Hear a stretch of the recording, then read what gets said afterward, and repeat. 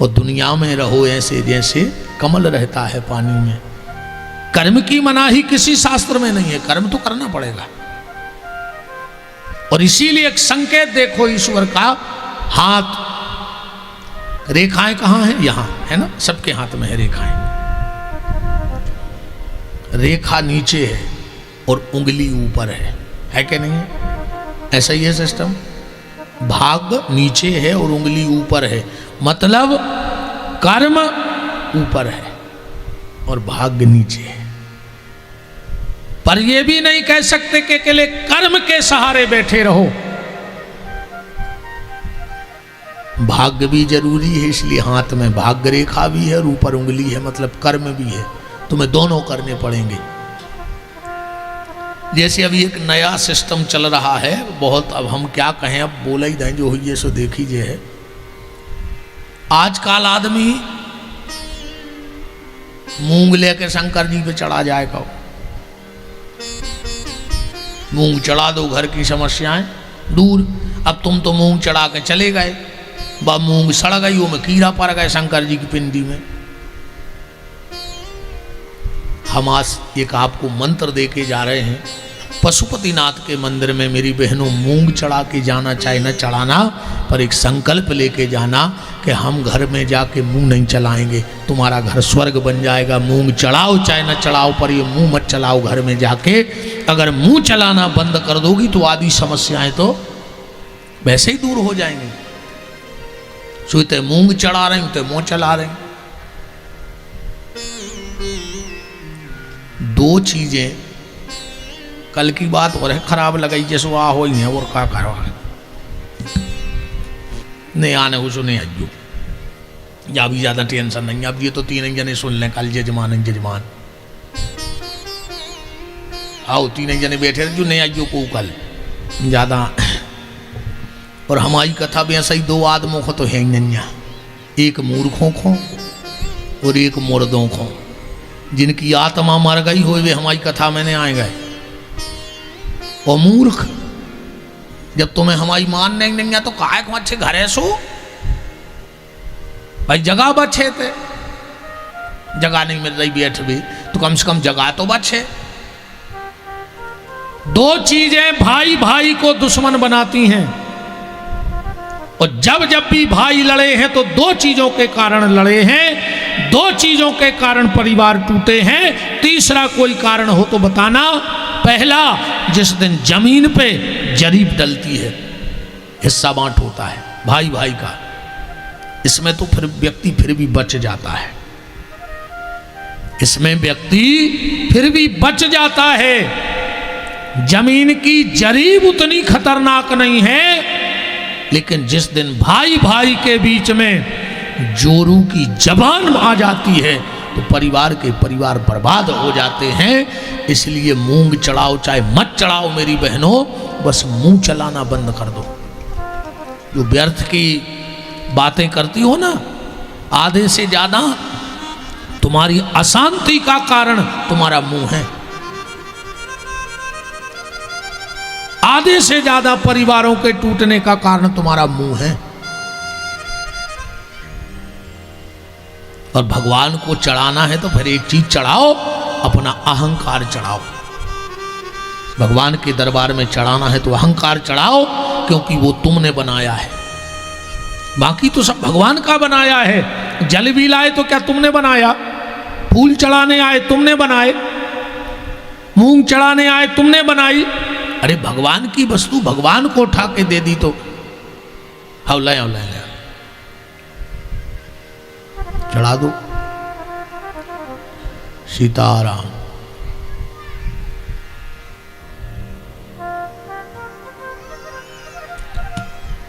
अहंकार चढ़ाओ भगवान को,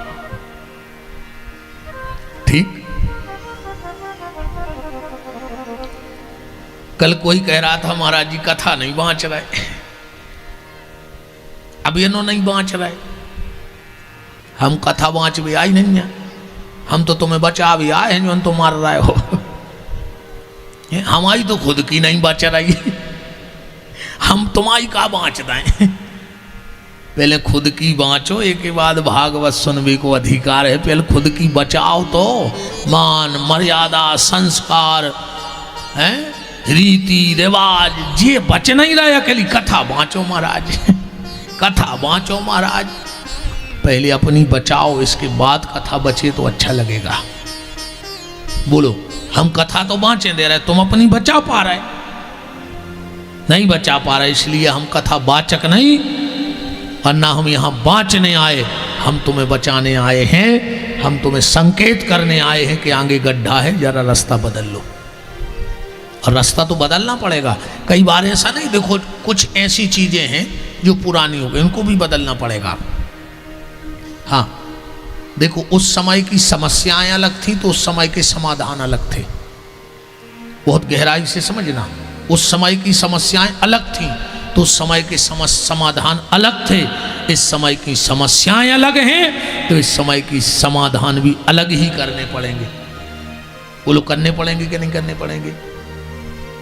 कि वही में लगे रहे हो कि नहीं, वो तो ये सोहत। अब वो समय अलग है, तो त्रेता को सतयुग को जब वेद पुराण लिखे गए तो उस समय समस्याएं अलग थी तो उस समय का समाधान लिखा गया। अब इस समय की समस्याएं अलग हैं। जैसे कई बार होता है कि तुम वही घिसे पिटी रोड पे जाओ, जैसे जब पुलिया बन रही इतना तो तुम्हारे घूम के आ रहे कि नहीं आ रहे? अगर तुम एड़ी पे बैठ जाओ कि नहीं, हम तो 20 साल से यही रास्ता पे हुआ रहा, हम तो इतना हो जाए हैं, मार जाओ सारी जा पड़े जाए शरीर में, तो बचो ने। बोलो, जब पुल बनता है तो वहां लिखा जाता है परिवर्तित मार्ग, लिखा होता कि नहीं होता? और तुम कहो कि नहीं ये बोर्ड हटाओ, हम तो जहां से कॉलोनी वाले रोज निकलते रहे सो निकलते रहेंगे। एक आध दिन रात में आ जाइयो कार लेके, सो पता लगे तुम उल्टी कार में ले होते मार जाओ। ऐसे ही आज के समाधान कुछ अलग है और उन समाधानों को स्वीकार करो। तो हम तो तुम्हें बचावे आए हैं, बाँचवे तो कोनो और को बुला लियो। अपनों तो बिल्कुल सीधो सीधो है। कल आप नंद उत्सव की प्यारी चर्चा सुन रहे थे, पर आज इन सब का सार इस भजन के 2 शब्दों के माध्यम से हम आगे बढ़ेंगे और फिर अपन नंद उत्सव की और आज कन्हैया के बड़े प्यारे प्यारे से चरित्र सुनिए। मेरे साथ गुनगुनाओ, इस गीत के शब्द आपको बहुत अच्छे लगेंगे, बहुत प्यारा लगेगा गाने में। गाओ हमारे साथ कि कल्याण मेरे इस जीवन का, कल्याण मेरे इस जीवन का, भगवान न जाने कब होगा। कल्याण मेरे इस जीवन का, भगवान न जाने कब होगा। कल्याण मेरे इस, ये को ताली ने बजाए सो बगल वाले की कसम चढ़ी है। अब देखो को कौन को कितो चाह, जे को ताली ने बजाए सो कहीं आए भैया का निपटावे ही घूम रहा है।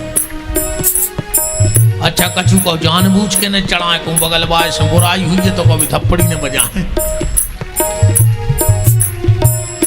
तुम्हें खुद की कसम है, अब तो बजे हो।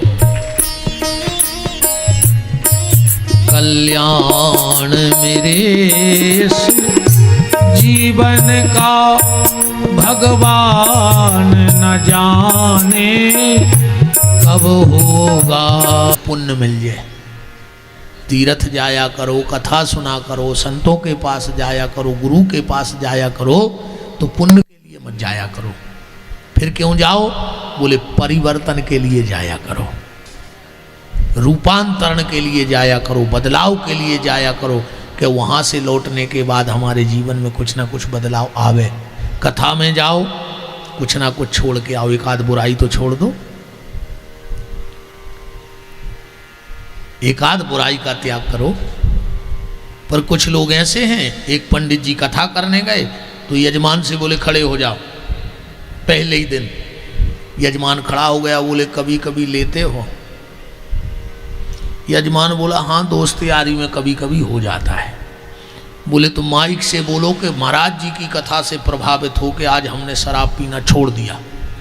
अब वो क्या करे बेचारा, इतनी भीड़, बोलना ही पड़ेगा। तो बोले हम महाराज जी से बड़े प्रभावित हैं, हमने आज से शराब पीना छोड़ दिया। पहले दिन की कथा हो गई। दूसरे दिन गुरुजी ने कहा खड़े हो जाओ, बीड़ी सिगरेट पीते हो? बोले हाँ कभी शौक में, रात में काम वाम हो नहीं देना ला इसलिए। बोले आज से संकल्प लो कि आज से मैंने सिगरेट पीना छोड़ दिया। उस अब क्या करे बेचारो मंच पे, बोले छोड़ दिया। तीसरे दिन फिर कथा हुई। गुरुजी बोले हाँ आरती बाद में होगी, पब्लिक आ गई है, कहो पान खाते हो? बोले हाँ शौक फौक में कभी खा लेते हैं। तो बोले आज से पान खाना भी छोड़ दो। उसने कहा छोड़ दिया। चौथे दिन गुरुजी ने स्तुति करी, यजमान पहले ही खड़ो होगा। बोले तुम क्यों खड़े हो गए? बोले गुरुजी आज हम अपने मन से कुछ छोड़ने वाले हैं। गुरुजी ने कहा ताली बजाओ, ये मेरी कथा का प्रभाव है। 3 दिन से मैं, हाँ भैया पता लगे कथा को खर्चा एक तरफ और शॉपिंग को खर्चा एक तरफ। पहले ही बात खुल जात कि सुनो उते जो देने सो देव, पर हम जब बैठे, जब 7 साड़ियाँ अलग हुए, 7 ही दिन की, और अगल बगल बात, गांधी जी बहुत हंस रहे, क्या बात है बीती भाई है का है, चलो कछु नहीं है, ठीक है भाई देख रहे हैं।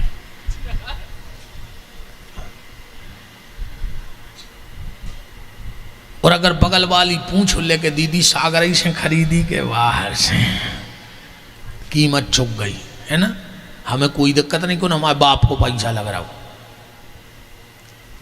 हम तो खूब एक बेर और बदले आएंगे बीच में, आओ हम आओ का लग रहा हो।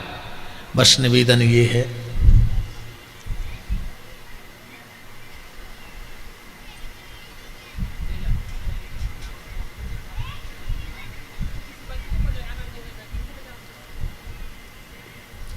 निवेदन ये है कि जब हम कथा में आते हैं तो कपड़ा बदल के आते, आते कि नहीं आते?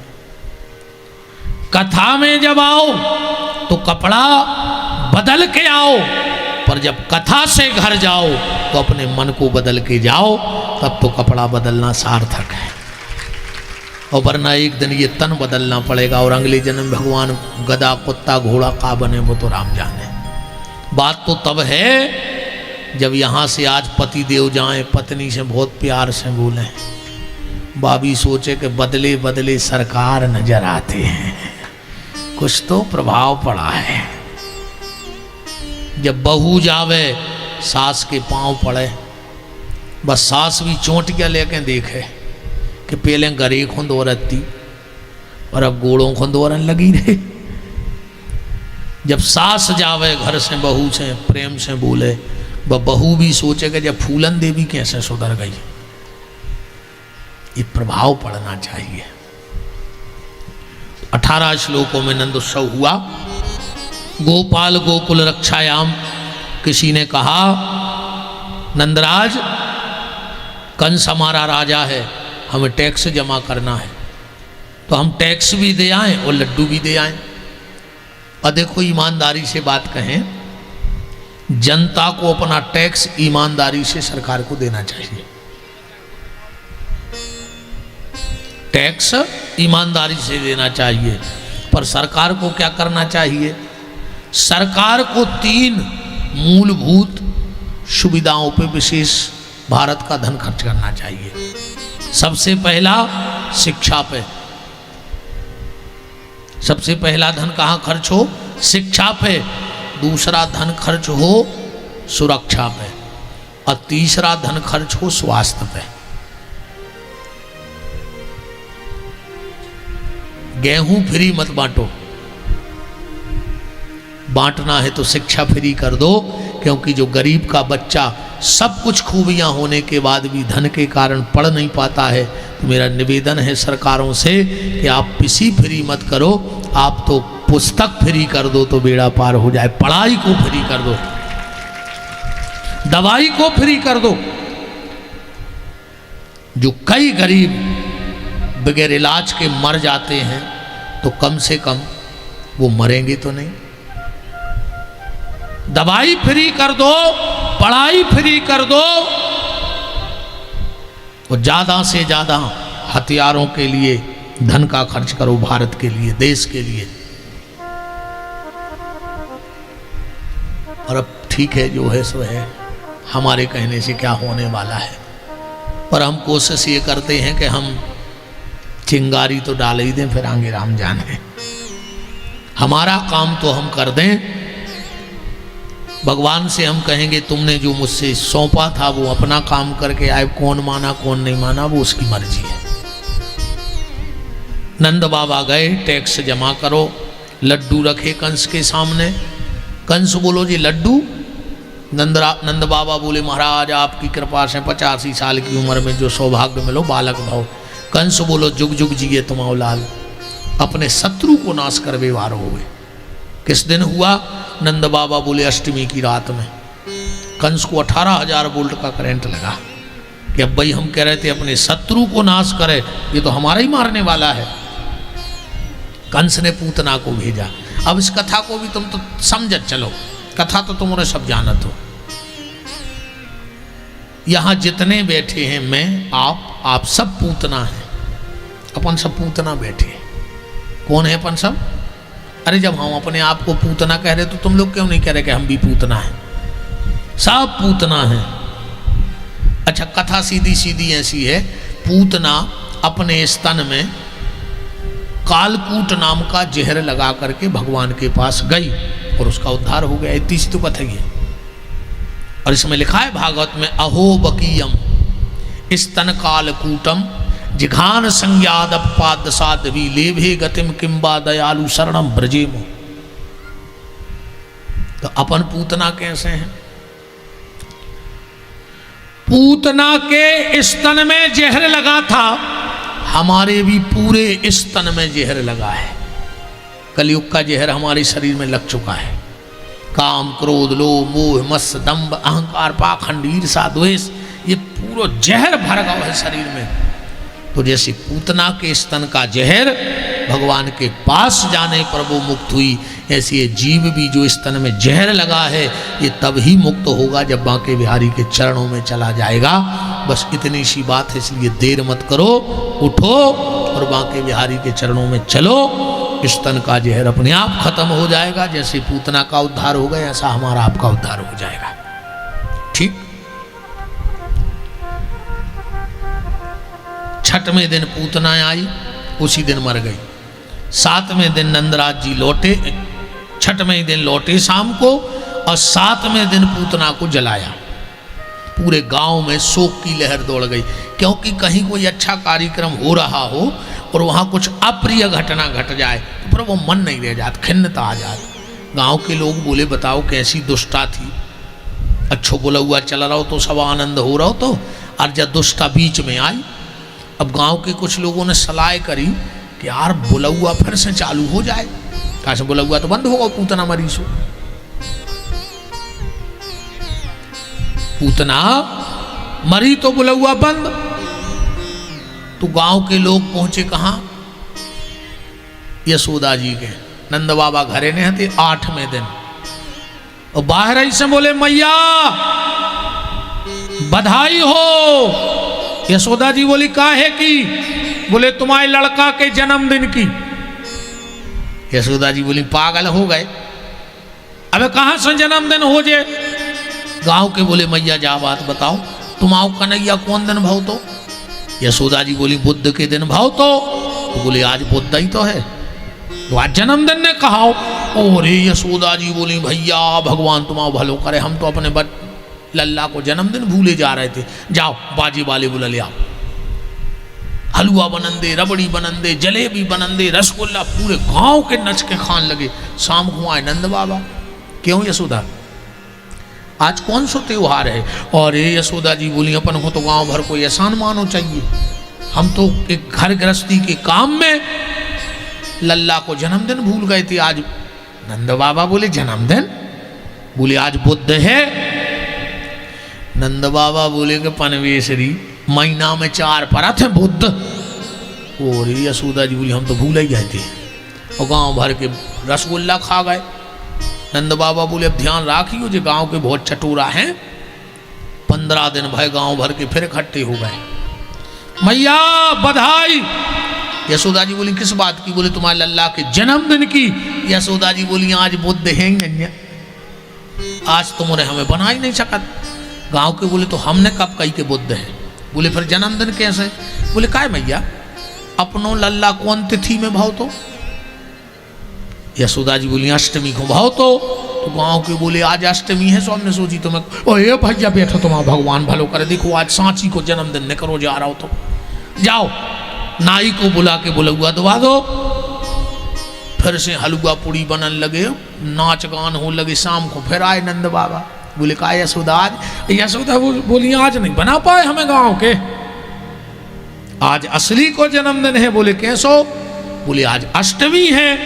नंद बाबा बोले भगवान महीना में 2 परत हैं। यशोदा जी बोली मतलब फिर ठग लो गाँव भर ने। यशोदा तुम भूली? अरे यशोदा बोली आप ने बना पे हमें को 27 दिन भाई गांव के फिर इकट्ठे हो गए। नंद बाबा तो खरका गए थे। मैया बधाई। यशोदा जी बोली कोई बधाई नहीं, आज नहीं है जन्मदिन, नहीं आज अष्टमी आए, हमें पता है महीना में 2 होत, और ना बुद्ध है हमें पता महीना में 4 होत। तो गांव के बोले बात हमारे चर्चा ही नहीं कर रहे। काय मैया अपने लल्ला को जन्म कौन नक्षत्र में भाव तो? यशोदा जी बोली आज रोहिणी नक्षत्र में। गांव के बोले कि आज पंडित जी ऐसे चर्चा कर रहे थे कि आज रोहिणी नक्षत्र है, हमने सोची तुम्हें बताया है। और ही यशोदा जी बोली बैठो ए भैया तुम यहाँ हो शुभ चिंतक हमारे, हम तो एक घर गृहस्थी के काम में ऐसे उलझे कि 1 मिनट नहीं दे पा रहा है। फिर बाजी बजन लगी, फिर रसगुल्ला बटन लगे। गांव के नंद बाबा फिर आ गए। बोले आज क्या है? बोले आज मनवासली को जन्मदिन हम गांव के नहीं बना पाए। बोले नहीं आज बुद्ध में बने, हमने अष्टमी में, आज जन्मदिन है रोहिणी नक्षत्र। नंद बाबा बोले कि पनवेशरी 12 परत है साल में, 13 नक्षत्र एक से। तुमने गांव के फिर बना गए। पर नंद बाबा को भी अच्छा लगता है, क्योंकि जो भगवान का भक्त होता है उसे तो ऐसा लगता है कि हर समय उत्सव हो गए। हाँ, हर समय उत्सव में निकल जाए। और देखो एक बात और है, संसारी को कृष्ण जन्माष्टमी मनाने के लिए साल में 1 दिन का इंतजार करना पड़ता है, तभी मनाता है। पर जो भगवान का साधक है, जो प्रेमी है, अगर वो चाहे तो हर पल कृष्ण जन्माष्टमी मना सकता है। क्यों? अच्छा कृष्ण जन्माष्टमी क्यों मनाई जाती है? क्योंकि कृष्ण भाई तो जन्मदिन है, और भक्त के मुंह से जे बार कृष्ण निकले तो उतनी बार तो कृष्ण प्रकट हो रहा है, तो उतनी बार जन्मोत्सव मनाओ। जितनी बार कृष्ण मुंह में से निकल रहा है नाम, तो हर पल उत्सव है तुम्हारे जीवन में, आनंद लुट रहा है। नंद बाबा भले ऐसी बातें कर रहे भीतर से, पर बहुत खुश हो रहा है कि ऐसे ही बुलगुआ उतरे हुए। और यशोदा जी ने तो इतने नियम करे हैं, भगवान ने पहली बार करवट लाई, यशोदा जी ने बाजी बारी बुला लाई। नंद बाबा बोले आज का है? बोले आज करवट को नियंग है, हम लल्ला पहली बार पलटो। नंद बाबा बोले जो उत्सव कैसे करो? बोले उन्हें बोला गदवा दो कि गांव भर के बाल बच्चे आओ, जितनी जे को हमारे आंगन में करवट ले है उतनी मक्खन के लोदा। पूरे गांव के बाल बच्चे लूट रहे आंगन में। हो मैया हमारे 6 हो गए, हमारे 8 हो गए। एक दिन आ तो भगवान को जमाई आ गई। यशोदा जी ने देख लो, तुरंत पहुंची पंडित जी के हैं। बोले महाराज जी बताओ आज जो नियंग कैसे? अब महाराज ने पत्रा खोलो के जो नियंग ही नहीं, अब का नियंग बता दें। पंडित जी बोले मैया तुम एक काम करो, तुम नहीं हो तो 21 ब्राह्मणों के भोजन करा दे। जी बोले जो कब स्थायी न रहे, बिहार करता ही रहे, इसलिए इसका नाम होगा बांके बिहारी। आज के बाद बता देना भगवान की कुंडली का नाम क्या है? बांके बिहारी। बोलो बांके बिहारी लाल की। दाऊ का नाम रखा गया बलराम, और इनका बांके बिहारी। प्रेम का नाम रखा गया कृष्ण। गर्गाचार्य जी तो चले गए, रोहिणी मैया आई। बोले कहा यशोदा बे बाबा जी का नाम ही रख गए। अरे बोले बहुत कठिन सो कह रहे थे, बलराम गरो सो खिंचा कह रहे थे, कृष्ण जीव नहीं लौटत। तो बोले फिर? बोले जी 2 ही नाव लिखो एक कागज पे और कोनो किताब में दबा दी। जब इनके सगेती आया हैं सगाई वारी सुबह महाराज के हैं कि कुंडली को नाव सुजू परचा दे दे भी अपन घर की नाव रख ली। बोले का रखने? यशोदा बोली हमने तो दीदी सोच लाओ है, अब फिर तुम बताइए। बोले का? बोले बलराम को बलुआ और कृष्ण को कनुआ, प्यार के नाव रखे गए बलुआ और कनुआ। अच्छा कछु कछु ऐसे नाव धली नाराज नहीं जो को नाव हुई। अब जैसे कोनो को तुम टुंकल नाव धली टुंकल, तो हल्की में तो अच्छो लग टुंकल गुड़िया, टुंकल दीदी भी अच्छो लग, बड़ी हो जाए तो टुंकल भाभी भी अच्छो लग। अको बूढ़ी हो जाए और मुंह में न बचे एक दांत, कजवा टुंकल बूढ़ी कैसी लगे हमें टुंकल बूढ़ी, हमें जा बताओ। इसे नाम ऐसो रखोगे जो शुरू से आखिरी तक अच्छो लगे। इनका नाम कृष्ण बलराम रखा गया। अब इसके बाद भगवान की माखन चोरी लीला की शुरुआत हो रही है। अब इस बात को ऐसे समझना, एक दिन भगवान ने पूरी मंडली को इकट्ठा किया और मंडली को इकट्ठा करके बोले कि हमारी इच्छा है कि हम स्कूल खोलना चाहते हैं। और जब स्कूल की चर्चा होए, शिक्षा की चर्चा होए और स्वामी विवेकानंद विश्वविद्यालय के कुलपति आदरणीय बड़े भैया अनिल तिवारी जी ना आए तो अधूरी सी लगत है।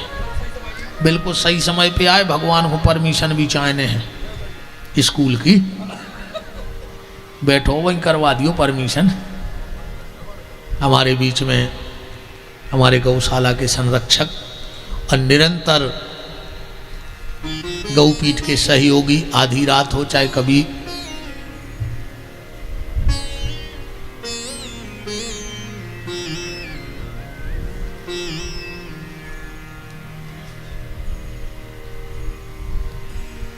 स्वामी विवेकानंद विश्वविद्यालय के कुलपति आदरणीय बड़े भैया सम्मानीय श्री डॉक्टर अनिल तिवारी जी उपस्थित हैं। उनका बहुत बहुत मान है। बोलो वृंदावन बिहारी लाल की विराज। भगवान ने मनसुखा, नंदा, भद्रा, मधुमंगल को इकट्ठा किया और भगवान बोले मधुमंगल मेरी इच्छा है कि हम एक स्कूल खोलें।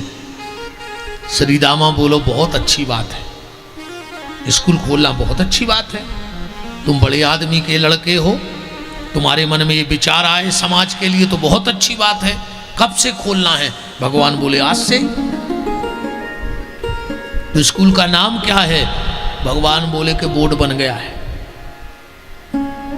ग्वाल बाल चोर प्रशिक्षण केंद्र वृंदावन। स्कूल का नाम क्या रखा गया? ग्वाल बाल चोर प्रशिक्षण केंद्र वृंदावन। श्रीदामा बोलो उसमें तुम सिखाओगे क्या?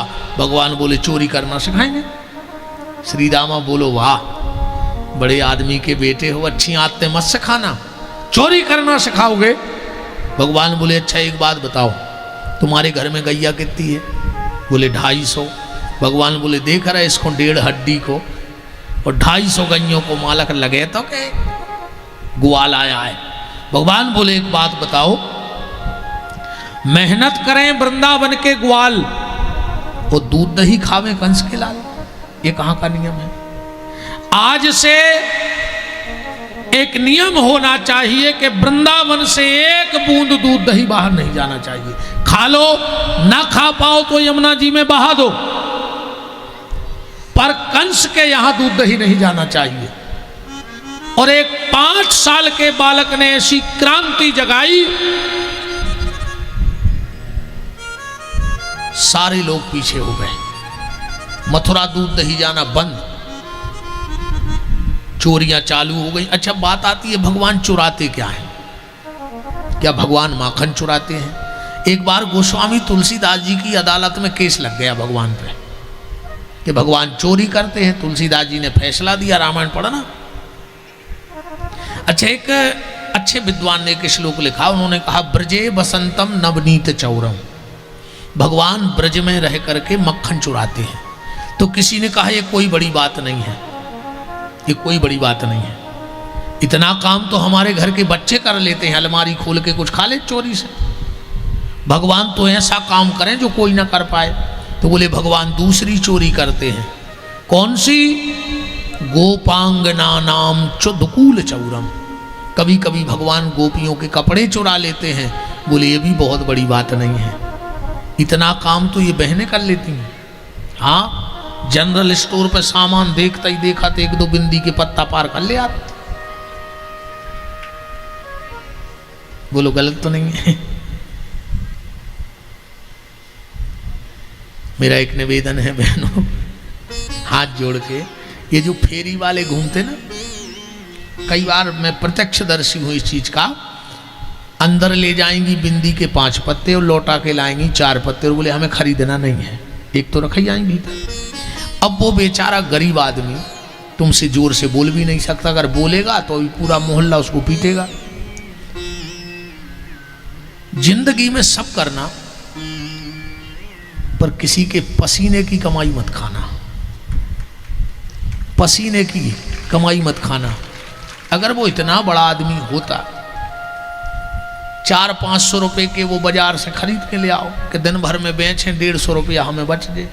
वो 5-10 लाख रुपया भैया बचने नहीं है, बताओ आप। ऐसा तो है नहीं है कि वो दिन भर में 500 को सामान ले आओ और 50,000 को बेच के घरे चलो जे। हम कहते वो 75 पैसा को बिंदी को पत्ता ले आओ, तुम 1 रुपया में दे रहे हो तो 25 ही पैसा तो कमा रहा हो। पर वो दिन भर बेचारा धूप में घूम रहा है। किसी का ऐसा पैसा खा जाओ, जिसने जैसा खाया वैसा तुम खा जाओ, तुम्हें दोष नहीं लगेगा। पर अगर किसी ने पसीने का कमाया हुआ है और तुमने खा लिया तो भगवान तुम्हारा वो हाल करेगा कि तुमने कल्पना नहीं की होगी। कभी तुम्हारे घर में कोई मजदूरी करने आए जो दिन भर तुम्हारे यहाँ तसला उठा रहा है, अरे तुम अभी बाहर चले जाओ तो 10-20 रुपए के तो पान खा के रोड पे थूक के आ जाओगे, और तुमने उसका अगर 10 रुपया कम भी कर दिया मजदूरी का तो वो मालिक देख रहा है। इसलिए मेरी बहनों, कभी गरीब आदमी के हक का पैसा मत खाना। और इन लोगों के संगे तो बेईमानी करियो ही नहीं जो बेचारे जो फिर रहे हैं साइकिलों पे। बहुत बुरी दुर्दशा है भैया, वो बेचारों के भी नहीं पाए। कह रहा हो तो अब भाई पूरे मोहल्ला के मार भी तैयार है। अब भाई कहते हैं कि बदतमीजी कर रहा था, जो बेचारे की साइकिल तोड़ दे, ज्यादा हुई पुलिस उठा ले, मर जाए वो जिंदगी भर। पर मेरा आप सब बहनों से निवेदन है, ऐसा काम मत करना। पसीने का पैसा भर मत खाना किसी का, वरना जितना उसने पसीना बहाया है उतना भगवान तुम्हें बाटले लगवा दे, उतना पानी भर देगा तुम्हारे शरीर में, बिल्कुल गारंटी जानना। तो बोले भगवान तीसरी चोरी करते हैं, कौन सी? अनेक जन्मार्जित पाप चौरम। जब भगवान का भक्त भगवान के सामने जाता है तो भगवान उसके कई जन्मों के पाप चुरा लेते हैं, कई जन्मों के पाप चुरा लेते हैं। तो गोस्वामी जी की अदालत में केस लगा के भगवान ने चोरी की। बोले क्या चुराया? बोले मक्खन। तो गोस्वामी जी ने कितना सुंदर फैसला दिया। बोले संत हृदय नवनीत समाना। भगवान किसी की मटके के मक्खन नहीं चुराते, भगवान तो जिनका मन निर्मल हो गया है उस नवनीत रूपी मक्खन मन की चोरी करने वाले हैं, इसलिए उनका एक नाम मनमोहन है। भगवान को चोरी की क्या आवश्यकता है? भग जा जे को भगने हुए, हमें मानने हैं वही कंस। तो भाई परिवार को सूतक तो लग है ही, मंदिर में वो बैठ नहीं पाए, उससे पहले ही हमारा संकेत कहा जितने हो कि घर के हो सो निकाल लो। तुम्हें भाई सूतक लग रहा हो तो मंदिर में न बैठ पे हो, सुजे को उजारा हो सो समझियो कि कंस के सगे गए। हाँ, जे को उठ जाए समझियो कछु पूतना की फुगाए आएंगे। भग जा जे देखो जाने हो सो, आधे लौटन लगे।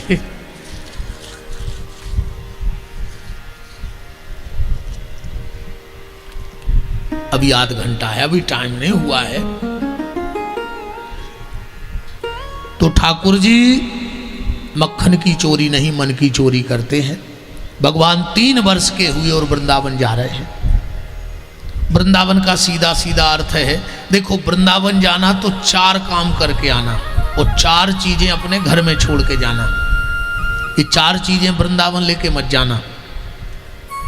अगर वृंदावन जाओ तो 4 चीजें लेके मत जाना और 4 चीजें लिए बिना बगैर मत आना, वरना वृंदावन जाओ मत। सबसे पहले जाति का अहंकार लेके मत जाना। वहाँ सनकादिक ऋषि लाइन में खड़े हैं, सबसे ऊंची जाति के हैं वो। धन का अहंकार लेके मत जाना, क्योंकि कभी कभी कुबेर को भी झाड़ू लगाने का मौका मिलता है तो अपने भाग्य की सराहना करता है। बुद्धि का अहंकार लेके मत जाना, क्योंकि दुनिया का सर्वश्रेष्ठ बुद्धिमान श्री हनुमान जी महाराज वहाँ सलूट लगाते हैं सुबह शाम उस दरबार में। तुम में कितना दिमाग होगा। पहुँच पकड़, तुम्हारी कहाँ तक पहुँच है। दुनिया के सबसे बड़े नेता का नाम है नारद, वो भी वहाँ 6-6 महीने खड़े हैं, नंबर लगाए। वृंदावन जब भी जाना तो सिर्फ बांके बिहारी के बन के जाना और किसी के बन के मत जाना। और जब वहाँ जाओ तो 4 काम करना।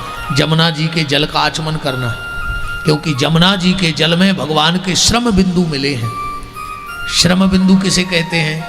हमें आता है वो होता है पसीना, और भगवान के माथे पे जो आता है उसको कहते हैं श्रम बिंदु। भगवान जब ग्वाल बालों के साथ खेलते तो पसीने की छोटी छोटी श्रम बिंदु की बूंदें आ जाती और भगवान उसी के साथ यमुना जी में कूद जाते। तो आज भी भगवान के श्रम बिंदु यमुना जी के जल में मिले हैं। गिरिराज जी की परिक्रमा करना मत भूलना, और उस ब्रज की रज में लौटना मत भूलना। तीसरा काम, किसी ब्रजवासी के घर से कुछ मांग के जरूर खाना अगर वृंदावन गए हो। और चौथा काम, बांके बिहारी से नैना लड़ाए बिना मत आना। मंदिर में चाहे तुम्हारी जो दो दशा हो, पर जब तक नजर न मिल जाए बिहारी जी से तक मंदिर मत छोड़ना, क्योंकि वो कृपा करता है नजरों से। बिहारी जी नजरों से कृपा करते हैं। वृंदावन का बड़ा महत्व है। अनिल भैया तो हम जब भी फेसबुक पे देखते तो परिक्रमा में मिला था मैं, परसों भर बताइए। भाभी माँ और ये दोनों हम तो जब भी देखा सो वृंदावन। अच्छा एक बात बताओ, वृंदावन के लम्बड़दार का क्या नाम है? जानता है कोई? हाथ उठाओ। वृंदावन के लम्बड़दार का नाम नहीं पता? वृंदावन के लम्बड़दार का नाम है बांके बिहारी। वहां दूसरा कोई लम्बड़दार पैदा हो सकता है क्या? अच्छा, बरसाने की लम्बड़दारन का क्या नाम है? जोर से बोलो, क्या नाम है? राधा रानी। अच्छा, लम्बड़दार वृंदावन के बांके बिहारी। और आप वृंदावन चले जाओ, आपको 100 लोग मिलेंगे, एक आध है जो आपसे कह दे जय श्री कृष्णा। एक आध बोलता है तो क्या बोलते वहां? राधे राधे राधे राधे राधे राधे राधे राधे। एक बार कुछ पत्रकारों ने वृंदावन वालों से पूछा कि जब तुम्हारे गांव का लम्बड़दार इतना पावरफुल है तो अपने गांव की लम्बड़दार की जय जयकार क्यों नहीं करते? दूसरे गांव की लम्बड़दार राधा राधा नाम लेते हो? तो वहां का जवाब देखो क्या आया। बोले हमारे गांव का जो लम्बड़दार है वो धोखेबाज है। बोले क्यों? बोले हम सबको प्रेम के जाल में फंसाया और हम लोग रोते रहे, हमें छोड़ के चला गया मथुरा। तो धोखा दिया कि नहीं दिया? तो बोले राधा राधा क्यों करते हो? बोले राधा ने हम लोगों को छोड़ा ही नहीं, राधा जी ने हमें छोड़ा ही नहीं। बोले कैसे? बोले एक बार हमारे श्याम सुंदर और श्री जी दोनों नृत्य कर रहे थे, नाचते नाचते कीचड़ में चले गए दोनों, और जो कीचड़ में गए तो दोनों के पांव छप गए। भगवान बोले चलो राधा पांव धो लें। राधा जी बोली चलो। भगवान गए यमुना जी में, जल्दी जल्दी चरण धोए और बोले राधा तुम और धो लो। राधा जी बोली कन्हैया एक दिल की बात बताएं। बोले क्या? बोले मेरा स्वभाव ऐसा है जो एक बार मेरे पाँव से लग जाए उसे दूर करने की इच्छा नहीं होती, चाहे भक्त हो चाहे कीचड़ हो, बस एक बार पाँव से लग भर जाए। तो वृंदावन वाले कहते जो कीचड़ अलग नहीं कर सकती तो हम लोग कीचड़ ही सही कलयुग के, पर वो हमें भी अलग नहीं करेगी। इसलिए वृंदावन में तू बचती है राधा रानी की। एक बार एक राजा की रानी वृंदावन से निकली तो आगे उसके सिपाही चल रहे थे, हट जाओ रानी, हट जाओ रानी। तो एक झाड़ू लगाने वाली मैया बोली हट, पागल हो गए, वृंदावन में रानी? बोले फिर? बोले यहाँ 5 रानियां हैं, न छठवीं थी न है और न भविष्य में होगी। 5 रानियां हैं वृंदावन में। कौन? सबसे पहली राधा रानी, दूसरी श्री यमुना रानी, तीसरी है रज रानी, चौथी है वृंदा रानी तुलसी, और वो मैया बोली जो चारों की सेवा करे वो 5वीं में रानी। 6वीं यहाँ कहाँ से गई? यहाँ ना वहाँ कोई राजा है ना कोई रानी है, एक ही राजा है बांके बिहारी राजा और एक ही रानी है श्री राधा रानी। ऐसा वृंदावन है। जब भी वृंदावन जाओ, कई बार वृंदावन गए हो, इस बार बिहारी जी से ये कहना कि हम तुम्हें देखने नहीं आए हैं। वो पूछेंगे फिर क्यों आए हो? बोले हम तुम्हें दिखाने आए हैं। देखने में और दिखाने में बड़ा अंतर है, क्योंकि हम कई बार भगवान को देख लें कोई फर्क नहीं पड़ेगा, पर जिस दिन भगवान एक बार हमें देख लेंगे उसी दिन जीवन में फर्क पड़ जाएगा। अच्छा, डॉक्टर के पास जाते हो तो क्या कह के जाते हो कि हम डॉक्टर को देख के अब भैया रहे, यही कह के जा, कहाँ जा रहे हो? डॉक्टर को दिखाने जा रहे हो। अच्छा, जैसे तुम जाओ और केबिन में डॉक्टर को देख के आ जाओ तो रोग दूर हो जाएंगे? नहीं होंगे। पर अगर डॉक्टर तुम्हें देख ले तो गारंटी से रोग दूर हो जाएंगे। इसी तरह हम कई बार बिहारी जी को देख रहे पर कोई फर्क नहीं पड़ रहा। इस बार कहना प्रभु मैं भी बड़ा रोगी हूँ, काम क्रोध लोभ मोह मत्सर दब अहंकार पाखंड ईर्ष्या के कई बीमारियाँ मुझे हैं। एक बार मुझे जी भर के देख लो बांके बिहारी, और तुमने देख लिया तो सारी बीमारियाँ। जो चिंता करे सो बीमारी, और जो चिंतन करे सो बांके बिहारी। तो वृंदावन जाना, भगवान वृंदावन गए। वृंदावन में भगवान ने बहुत लीलाएं की। अब कथा को हम थोड़ा सा पगडंडी के रास्ते निकाल रहे हैं। भगवान ने गिरिराज की स्थापना करवाई, इंद्र का मान मर्दन किया, ब्रह्मा को मोह हो गया तो ब्रह्मा का भी मोह दूर किया। पर इस कथा से एक बात निकाल के देखना, आप पढ़ना भागवत में, भगवान ने इंद्र को माफ कर दिया और ब्रह्मा को माफ नहीं किया, जबकि इंद्र में और ब्रह्मा में बड़ा अंतर है। ब्रह्मा जी की पोस्ट बड़ी है, ब्रह्मा जी का पद बड़ा है, ब्रह्मा जी का पावर बड़ा है, और ब्रह्मा जी पहले से हैं। पर भगवान ने ब्रह्मा को माफ नहीं किया, पर इंद्र को तुरंत माफ कर दिया, जाओ। तो किसी ने भगवान से पूछा कि तुमने इंद्र को माफ कर दिया, ब्रह्मा को माफ क्यों नहीं किया? गलती दोनों ने की। भगवान बोले दोनों ने गलती की, पर एक की गलती में अच्छाई छुपी थी। मैंने बैठते ही साथ कहा था कि आज की कथा अच्छाई और बुराई के बीच की है। सूत्र आज की कथा का क्या था? अच्छाई और बुराई। इंद्र ने पानी गिराया तो जितने भगवान के भक्त थे वो 7 दिन तक गोवर्धन के नीचे खड़े रहे। भगवान बोले कम से कम उसने मेरे भक्तों को मेरे पास खड़ा तो कर दिया 7 दिन के लिए। ना पानी गिरता, ना मेरे भक्त मुझसे मिल पाते, ना मैं उनसे मिल पाता। पर ब्रह्मा ने जो गलती की, मेरे भक्तों को उठा करके और 1 साल के लिए मुझसे दूर कर दिया। और जो मेरे भक्त को मुझसे दूर कर देता है उसे मैं कभी माफ़ नहीं करता, और जो भक्त को मेरे पास ला देता है वो गलती भी करे तो मैं उसे माफ़ कर देता हूँ। तो कोशिश ये करना कि भक्तों को दूर मत करना, भक्तों को जोड़ने की कोशिश करना। बिल्कुल कथा के सूत्र पकड़ा चलो बस। इसके बाद चीरहरण भगवान ने किया कि बीच में राक्षस सब मर गए जितने थे। ने हमारे सगे आए ने तुम आए, ने अपन को दुख ने तुम्हें दुख। भी तो मरे मराए आए, हम चाहे जब मार दे, जिंदा होते हमारे बाप ने मार पाते। सुबह तो मरे मराए सो मर जान दो। चीरहरण की लीला से सिर्फ एक बात कहना चाहता हूं निवेदन के साथ,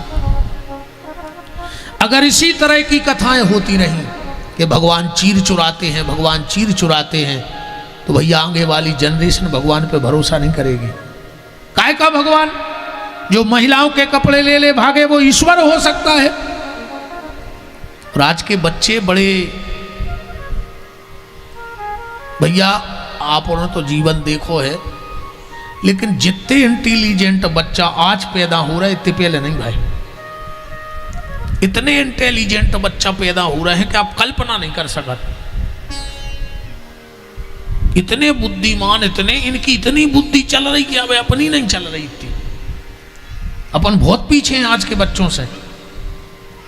एक बच्चा कहूं से गैलरी को बच्चा पकड़ ले आओ घरे, अब वो पूरे में कूदे, सामान गिरे, नुकसान हो गए। माँ ने सोचा अगर हम इसको डांटेंगे तो ये मानेगा नहीं, मारेंगे तो नहीं मानेगा। तो माँ ने उसको बुलाया पास, बोले बेटा एक बात बताओ, जैसे तुझे कोई उठा ले जाए तो तू क्या मेरे बगैर रह सकता है? लड़का बोला नहीं माँ, हम 1 मिनट नहीं रह सकते तुम्हारे बगैर। तो बोले बेटा तुम इस गिलहरी के बच्चे को उठा लाए, ये अपनी माँ के लिए नहीं तड़प रहा होगा। बच्ची ने कहा हाँ माँ बिल्कुल राइट, मैं तो भूल गया था, सॉरी माँ। उसने बच्चा उठाया, चला गया। माँ ने अपनी पीठ ठोकी कि वाह, ना हमने मारा ना डांटा, और साइकोलॉजी समझा दिया। आध घंटा बाद वो बच्चा 2 गिलहरी लेके आ गया। मम्मी बोली क्यों? बोले हम इसकी माँ को भी यहीं ले आए। इतने होशियार बच्चे हैं आज के। इन बच्चों को समझाना होगा कि वास्तविकता क्या है, और इनको इन्हीं के तरीके से समझाना होगा। चीरहरण है क्या? एक बात और मेरा निवेदन है, आपको अगर कोई भगवान की कथा समझ में नहीं आ रही है तो उसका अर्थ का अनर्थ मत करो। भगवान से प्रार्थना करो कि प्रभु मुझे तुम्हारी ये लीला समझ में नहीं आ रही है, तो कोई मुझे जीवन में सद्गुरु दे दो जो मुझे इस बात को ठीक ठीक समझा दे, क्योंकि भगवान की कोई लीला गलत नहीं है। उदाहरण ऐसे ले लो, स्कूल में हमने पढ़ा ब्लैक बोर्ड पे कि 9 के दुआ 18 होते ही है, पढ़ाने वाला वही पढ़ाएगा जो होता है। अब हम घर में आए, हमने गणित उठाई, पीछे वर्णमाला है, उसमें लिखा है 9 के दुआ 18, क्योंकि होता ही। अब हमने स्लेट पेंसिल उठाई और हमने जोड़ लगाया तो हमारे हुए 9 के दुआ 17। अब बताओ पढ़ाने वाला गलत है कि गलत है कि हमारा जोड़ गलत है? हमारा जोड़ गलत है। ऐसे ही वेद पुराण बिल्कुल सही है, भगवान की लीलाएं बिल्कुल सही है, बस हमारा जोड़ गलत हो जाता है तो हम अर्थ का अनर्थ कर बैठते हैं। इसलिए कभी वेद शास्त्र पुराण के अर्थ का अनर्थ मत किया करो।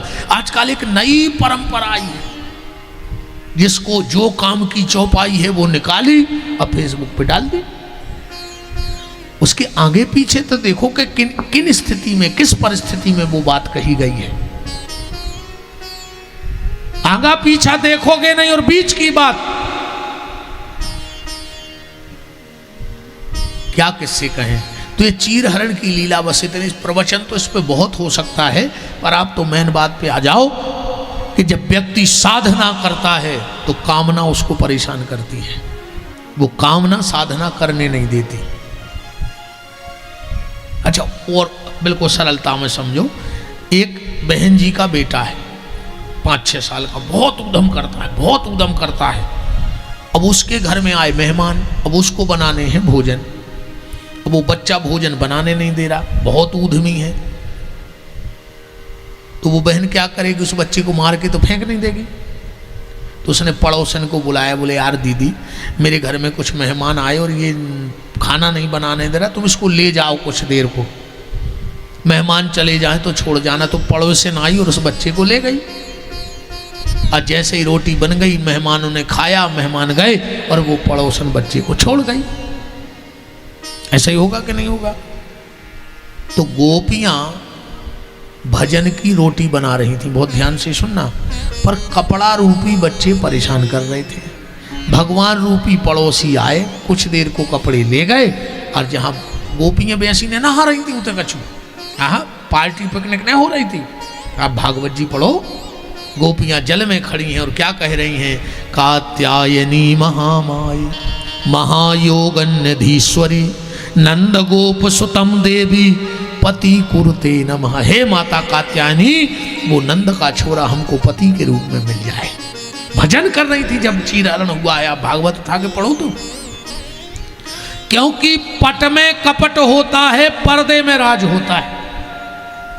जहां पर्दा है वहीं तो राज होगा, और जहां पर्दा, जब राज ही नहीं है तो काय को पर्दा। तो भगवान उस पड़ोसन की तरह आए, क्योंकि गोपियां भजन कर रही, बार बार लग रहा मेरे कोई कपड़े ना ले जाए, कोई कपड़े ना ले जाए। तो मन की वृत्ति कहाँ जा रही है? कपड़ों में, बच्चों में। भगवान ने कहा यार ये पूर्ण रूप से समर्पण नहीं कर पा रही हैं, तो कुछ देर को कपड़े अलग कर दो, इनको दिखे ना। अब बाद में भजन पका दे और बच्चे वापस, माने कपड़े वापस आ गए। इतनी सी तो बात है।